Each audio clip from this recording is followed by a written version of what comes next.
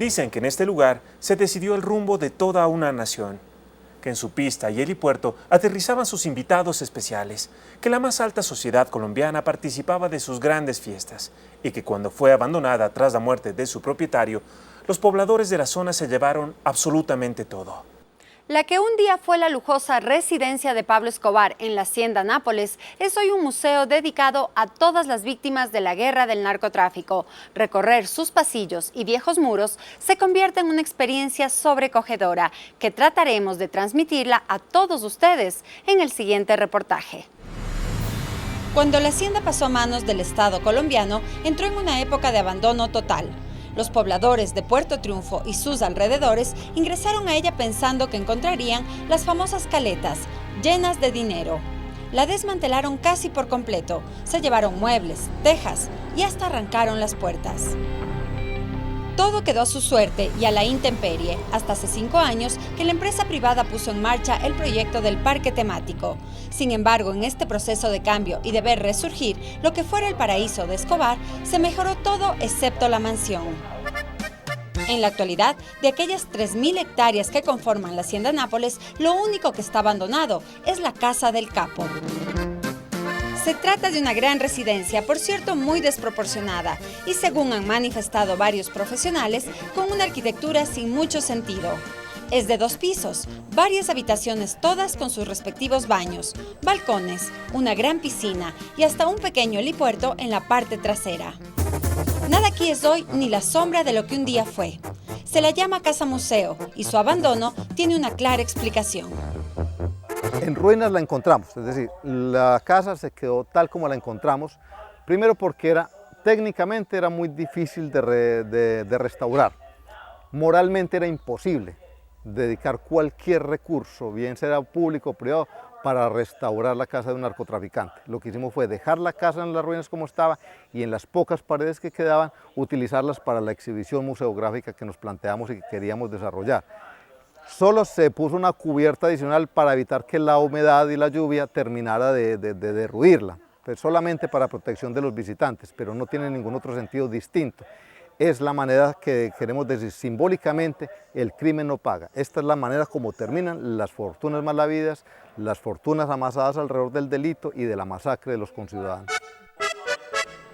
Quienes llegamos hasta este lugar tras las huellas de Escobar y comenzamos a recorrer una a una las habitaciones de la casa, quedamos impactados de inmediato al observar las ampliaciones de periódicos y revistas que solo hablan de tragedias pasadas y que cuelgan de absolutamente todas las paredes que se derrumban de a poco.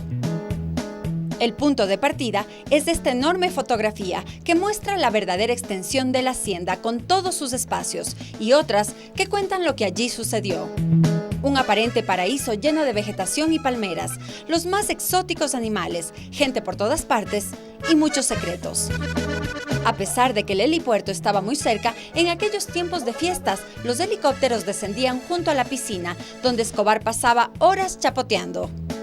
En una de las habitaciones de la planta baja, encontramos aquella clásica fotografía del narcotraficante junto a su pequeño hijo, posando delante de la Casa Blanca, y la que mostraba a un Pablo Escobar muy contento de haber llegado a ocupar un curul en la Cámara de Representantes, aunque solo fue suplente de Jaime Ortega, pero más poderoso que cualquiera. Fueron años en los que se hablaba de un Robin Hood paisa, a propósito de un artículo que fue publicado con este titular en abril de 1983 en la prestigiosa revista Semana. Entonces se puede ver de una manera cronológica un guión museográfico que relata esos episodios de la vida nacional, de cómo este delincuente fue irrumpiendo en la vida social y nacional, en la vida política incluso, pero cómo también esa sociedad fue enfrentándose a ellos, con la gran estela de muertes, de desastres y de una cadena inusitada, nunca conocida en Colombia de violencia. Entre tantas noticias, quizás las más impactantes son las que encontramos en el pasillo principal, que dieron a conocer el asesinato de Guillermo Cano, la bomba a las instalaciones del Espectador, la explosión del avión de Avianca y la muerte anunciada del ministro de Justicia, Rodrigo Lara Bonilla. En esta urna reposan algunos libros que se encontraron en la propiedad. Mi guerra en Medellín, El confidente de la mafia se confiesa, La Coca Nostra son, entre otros, los temas que Escobar solía leer.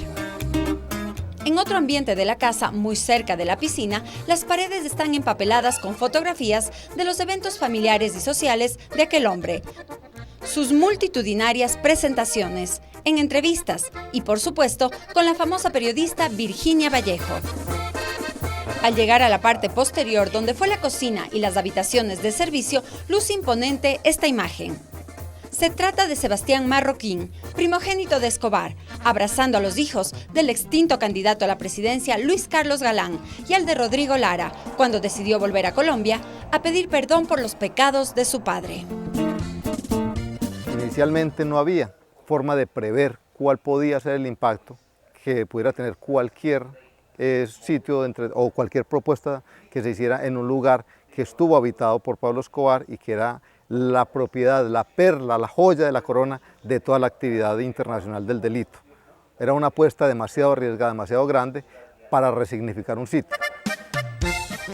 De las escaleras solo queda el piso original, pues el pasamano de madera dejó de existir hace mucho tiempo, excepto este pedazo que se encuentra en lo que algún día fue un balcón. La segunda planta de la vivienda también es escalofriante. Ha sido decorada con un collage de fotografías en honor de centenares de oficiales y agentes que cayeron víctimas del terrorismo, unos combatiendo, aunque la mayoría fueron masacrados, a mansalva.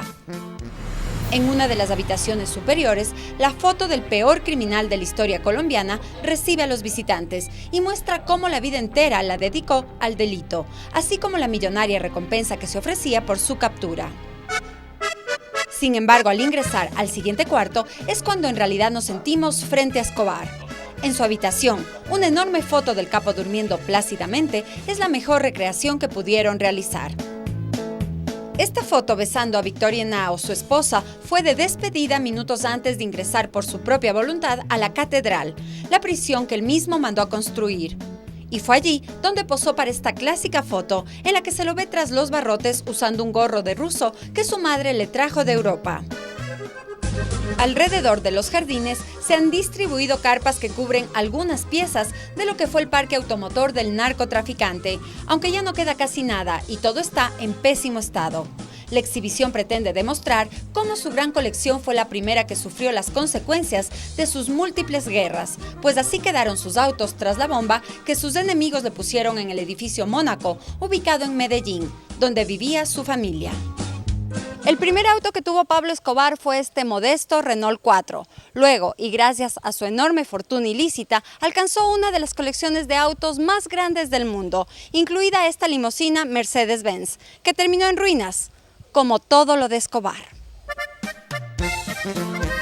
En los estacionamientos ubicados en la parte posterior, encontramos un recuento del fin, las imágenes de su muerte, de su madre llorándolo, del entierro, y hasta de la última donación de Botero se encuentra en esta zona.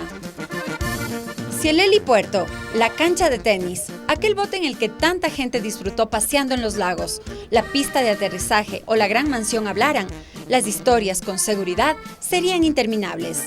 Afortunadamente, muchas sí quedaron escritas y eso ha permitido que hoy exista este lugar dedicado a las víctimas de esos episodios oscuros de la vida colombiana, donde se honran sus memorias. Al día siguiente de su cumpleaños, una década de guerra llegaría a su fin. En ese momento, triunfó el Estado. Con el paso de los años, lo han hecho todos los colombianos que luchan con optimismo por un futuro mejor.